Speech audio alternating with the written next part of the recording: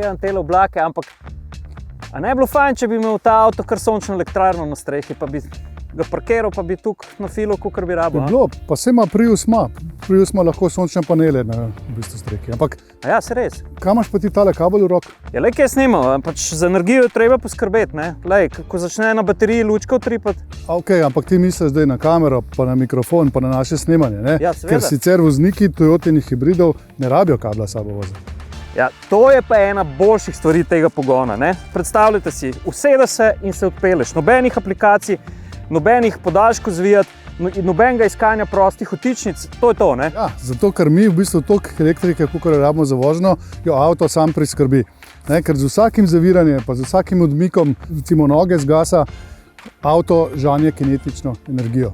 Ki tisto energijo potem mi v bistvu porabimo za vožnjo. Ampak ti pa vseeno zdaj tale kabel razviti. Ja, čak, sem kamo pa s kablom delala zdaj? Lej, že z eno dolžino kabla bo midva že nekaj elektrike lahko naredila. O, dobro, dajva probati. Dajva.